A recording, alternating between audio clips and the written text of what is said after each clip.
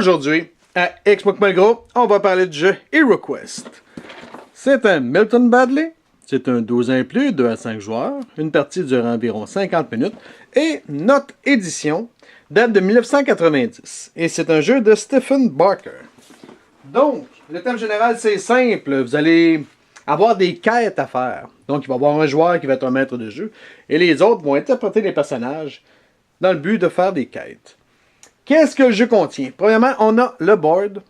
Ensuite, on a une espèce de paravent pour le maître de jeu. On a le mobilier du jeu. On a des petits cartons qui vont représenter des portes secrètes, etc.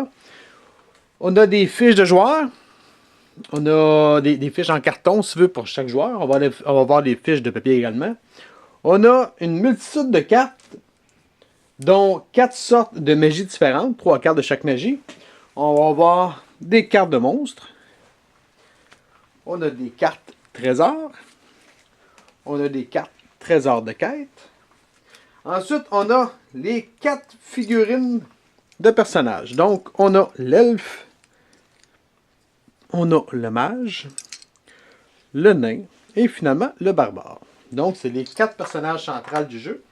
Ensuite, on a une multitude de méchants monstres, comme les zombies, les momies, etc., les orques, etc. On a des portes fermées, des portes ouvertes. Et finalement, on a le livre de quête pour la personne qui va être le maître de jeu. Donc, première chose à faire, on va setter le jeu. Vous allez mettre le board au centre. Le joueur, vous allez déterminer quel joueur va devenir le maître de jeu. Le maître de jeu va prendre le livre de quête. Il va prendre tous les monstres, ainsi que le mobilier, les portes, il va tout prendre ça, il va mettre ça de son bord. Et il va prendre les cartes de monstres, il va les mettre face visible en arrière de son paravent. Il va brasser toutes les cartes trésors, parce qu'on va en avoir besoin tantôt. Et c'est pas mal tout pour ce qui est du maître de jeu. Ensuite, tout dépendant du nombre de joueurs que vous êtes, si vous êtes seulement que 2, ben, il va y avoir un joueur qui va être le maître de jeu, et l'autre va pouvoir interpréter les personnages. Il y a 4 personnages disponibles, donc vous pouvez être jusqu'à 4 joueurs. Mais si vous êtes 3, ben, il y a 2 joueurs qui peuvent en prendre un et un autre en prend 2, ou vous en prenez seulement 3. Moins vous êtes de personnages, plus la partie va être difficile. Donc, vous décidez qui prend quoi. Ensuite, chaque joueur va prendre le petit carton de son propre personnage. La manière que les cartons fonctionnent, c'est simple. Si vous regardez comme ça, on a ici le nombre de dés d'attaque que le personnage va avoir, le nombre de dés de défense, le nombre de points de vie et les points d'esprit. Donc, chacun est différent. Maintenant, une fois que ça c'est fait, l'enchanteur ou le magicien a le droit à 3 séries de magie. Comme je disais tantôt, il y a plusieurs séries de magie et chaque série a 3 cartes de magie. Donc, on a les sortilèges de terre, on en a 3. On a les sortilèges de feu, les sortilèges d'air et les sortilèges d'eau. Donc, le mage en prend 3 séries. Et la série qui reste va être pour l'elfe. Parce que l'elfe a également une série.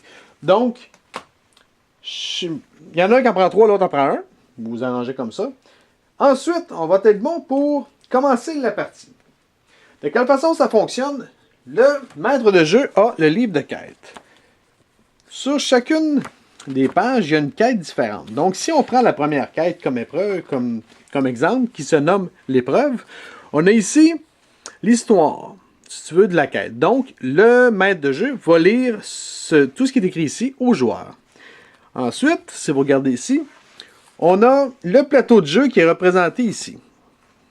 On a toujours les escaliers qui représentent le début. Donc, on sait que tout le monde va commencer ici. Et ensuite, on a tout ce qui se passe à chacune des pièces.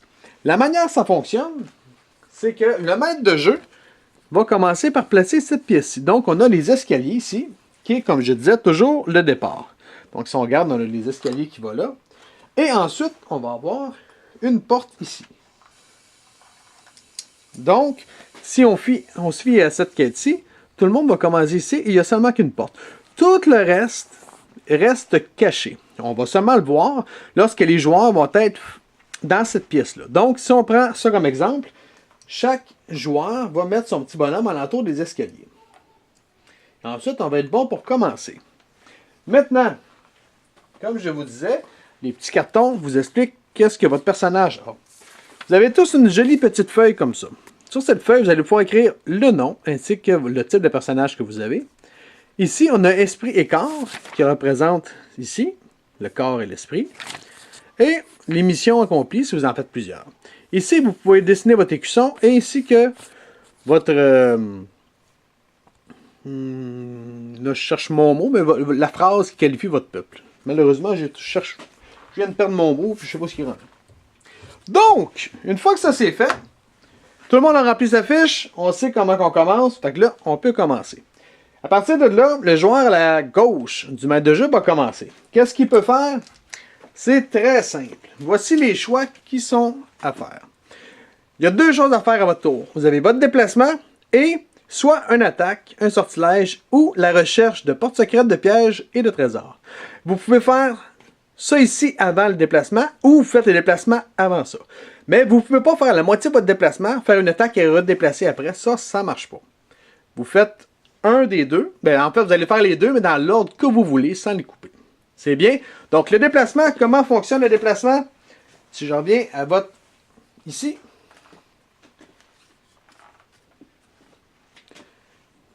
Pour le mouvement, comme vous regardez ici, l'enchanteur a 2 dés rouges.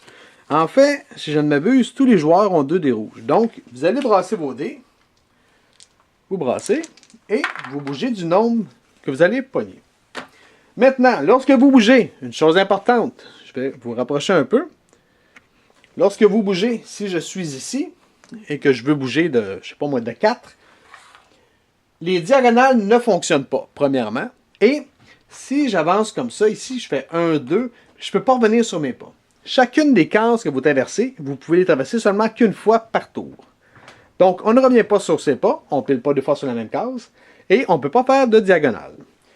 Également, si je suis ici, et qu'il y a un joueur ici, si je veux passer, je dois lui demander la permission s'il me laisse passer. S'il décide que non, mon homme, tu ne traverses pas, eh bien, tu ne peux pas passer. Et c'est la même chose pour un ennemi. Je ne peux pas passer par-dessus un ennemi. Il bouche le chemin. C'est bien. Donc, pour ce qui est des mouvements, c'est qu'est-ce qu'il y a d'intéressant, qu'est-ce qu'il y a d'important à savoir. Maintenant, lorsque vous faites un mouvement et que vous voulez ouvrir une porte, l'ouverture d'une porte ne prend aucun mouvement. Donc, c'est gratuit. Pour faire une ouverture de porte, admettons que la porte est ici et que vous êtes à l'arrière, vous avez seulement à dire « j'ouvre la porte ». Et le maître de jeu va vous mettre une belle petite porte ouverte. Chaque porte qui est ouverte ne peut plus se refermer. C'est bien. Et, autre chose, les monstres ne peuvent pas ouvrir de porte. Donc, il y a seulement les joueurs qui peuvent les ouvrir. Bon, maintenant, admettons que les joueurs sont ici et qu'ils veulent traverser la porte. Si personne n'est déjà allé dans ce couloir-ci, dès que le joueur traverse le couloir, eh bien, c'est là que le maître de jeu va placer tout ce qui est dans le couloir. Si on regarde toujours notre livre de quête de tantôt, là, c'est sûr que c'est pas la même pièce, là, mais si, admettons que je regarderais ceci, et que j'essaierais de sortir, puis que dans le couloir, il y a un monstre là, puis il y a des éboulis, eh bien, je dois les placer. Donc, je placerai, admettons, les éboulis ici, et je placerai un monstre. Ensuite, le joueur, une fois qu'il a traversé la porte, s'il restait des mouvements, il peut les faire. Mais comme on disait tantôt, si j'arrive de la porte et que je passe par-dessus, je ne peux plus revenir sur mes pas. Je ne peux pas piler 2 fois sur la même case. C'est bien? Donc, je rectifie. Vous brassez les dés. Pour avancer, vous brassez les dés et vous pouvez bouger. Pas de diagonale, pas 2 fois sur la même case. Et dès que vous tombez sur une pièce, un couloir que personne n'est allé, le maître de jeu doit placer tout ce qui est dessus. La seule chose qu'il ne placera pas, c'est tout ce qui est piège et tout ce qu'on appelle les trésors cachés, si vous voulez. Pièges, trésors cachés, il ne les placera pas. Il faut les trouver. C'est bien. Maintenant, comment fonctionne une attaque? Je vais vous rapprocher un petit peu. Admettons que j'ai mon joueur qui est ici et qui a des ennemis comme ça. Le joueur, s'il veut l'attaquer, il ne peut pas être en diagonale. C'est pas possible d'attaquer en diagonale. Il faut absolument être côte à côte, comme ça. Et n'oubliez pas, si je suis ici, je ne peux pas faire un, me battre et reculer après. Si j'avance ici, je ne peux plus faire de mouvement par la suite. Oh, on ne voit pas grand-chose. Une fois que je suis à côté, je ne peux plus Si je bouge là, je ne peux plus reculer après. C'est bien, je ne peux plus faire de mouvement. Maintenant, pour attaquer, de quelle manière ça fonctionne? Si on prend, admettons, on prend l'elfe, ici. On a 2 dés d'attaque et 2 dés de défense. Donc, 2 dés d'attaque. On va prendre 2 dés comme ça. 2 dés blancs. Sur les dés, on a plusieurs faces. Je suis capable de voir de quoi, tu penses? Ouais. On a les crânes. Lorsque vous pigez un crâne, c'est pour faire un dégât. Que ce soit un monstre qui brasse un crâne, que ce soit vous, c'est pour un dégât. Ensuite, on a les boucliers qui sont faits comme ceci, les boucliers coussons. Ça, c'est pour vous défense. Lorsque vous brassez pour vous défendre, si vous pigez sur vous tombez sur un bouclier cuisson, eh bien, vous pouvez vous défendre. Et, finalement, on a les boucliers comme ça. C'est les boucliers pour les monstres. Donc, pour un monstre, pour se défendre, il faut absolument qu'il tombe sur un de ces boucliers-là, qu'il y en a beaucoup moins sur les dés. Donc, si on vient ici, mon elfe, je regarde mon elfe, on dit qu'il y a 2 dés d'attaque. Donc, il va brasser 2 dés. S'il pogne comme présentement, j'ai obtenu 2 boucliers comme ça. Donc, je ne fais aucun dégât aux zombies. C'est bien? Donc, pour faire les dégâts, il faut pogner sur des crânes, tout simplement. Maintenant, une fois que tout le monde a attaqué, n'oubliez pas qu'on va dans le sens des aiguilles d'une montre. Quand c'est rendu au maître de jeu, lui aussi, il peut attaquer. Donc, il pourrait avancer sa momie et essayer d'attaquer l'elfe. S'il veut attaquer l'elfe, eh bien, pour la maître de jeu, il y a des cartes comme ceux-là, qui sont des cartes de monstres, qui vont vous dire les mêmes informations que sur les cartes de joueurs. Donc, on a le déplacement, donc il peut bouger, c'est comme là, c'est des orques, il peut bouger ses orques jusqu'à 8 cases. Il attaque avec 3 dés, il se défend avec 2 dés. Il y a 1 point de vie, 1 point de corps et 2 points d'esprit. C'est bien? Donc, si ma bébite, elle veut attaquer, là, mettons que je prends... on avait un squelette.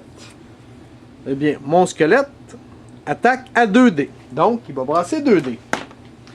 Si, sur les 2 dés, j'obtiens 2 crânes, eh bien, le joueur ici, qui est notre elfe, doit se défendre. S'il se défend, il va encore prendre sa belle petite carte. Il y a 2 dés de défense, il va les brasser. Il va essayer d'obtenir les boucliers cuissons. Si je prends 2 crânes et qu'il brasse 2 boucliers coussins, eh bien, il n'y a pas de point de dégâts. S'il y en a, bien, comme on disait tantôt, s'il y a des dégâts, lui, il y avait 6 points de vie. Donc, sur votre petite feuille, vous avez écrit le nombre de points de vie, bien, vous allez descendre de 6 à 4. Admettons, s'il y a 2 points de dégâts. Donc, c'est comme ça qu'on va tenir à jour qu'est-ce qui arrive avec les points de vie. Si vous tombez à 0, ben vous êtes mort, ça va pas bien. Et c'est la même chose pour les monstres. Lorsqu'un monstre n'a plus de points de vie, il est mort. La plupart des monstres en début, sur les premières quêtes, vont avoir seulement qu'un point de vie. C'est bien. Donc, pour attaquer, on n'attaque pas en diagonale. L'attaquant va brasser ses dés. Il regarde s'il touche. S'il touche, la personne qui se fait attaquer va se défendre. Si ça marche, il est correct. Si ça marche pas, il est mort. Tout dépendant du nombre de points de vie. C'est bien. Ensuite, je reviens là-dessus. Donc, on a le choix entre les déplacements et ces choix-là. L'attaque, sortilège ou les recherches. Vous faites un des deux dans l'autre que vous voulez. Les attaques, on vient de le montrer. Les sortilèges, ça a rapport avec les cartes de magie que je vous ai montrées tantôt. Ces fameuses cartes-là. Lorsque vous les faites, il faut que la magie que vous allez faire soit dans votre angle de vue. Donc, si on se rapporte ici, j'en ai un là, mettons comme ça, j'ai mon chum qui est ici, eh bien, la magie, elle pourrait fonctionner sur la momie. Oh, je recule encore un peu. Sur la momie, on peut faire de la magie, on peut la faire sur le squelette, mais je ne peux pas la faire sur mon ami parce qu'il y a quelqu'un entre nous deux. On ne le voit pas. Et c'est la même chose ici. S'il y a quelqu'un ici, le fémir, il n'y a pas moyen de faire de magie sur le fémir puisque je ne le vois pas. Il faut être dans la ligne de vue. C'est la même chose pour ce qui est des portes. S'il y a une porte fermée ici, et que je sais qu'il y a une babette ici, mais je ne peux pas faire de magie à travers la porte. C'est bien? Donc, c'était pour la magie. Ensuite, vous pouvez faire des recherches. Donc, si vous n'attaquez pas et que vous ne faites pas de sortilège, vous pouvez faire des recherches. Il y a 3 sortes de recherches possibles. Vous pouvez chercher des portes secrètes, des pièges ou des trésors. Lorsque vous cherchez une porte secrète, le maître de jeu va vous dire si oui ou non il y en a une. S'il y en a une, eh bien, il va mettre le petit carton porte-secrète où est-ce qu'il y en a une et vous allez pouvoir partir. Une chose importante, lorsque vous faites des recherches, il faut qu'il n'y ait aucun ennemi dans la pièce ou dans le couloir que vous faites votre recherche. S'il y a un ennemi, ben ça ne marche pas. C'est bien. Ensuite, vous pouvez rechercher des pièges.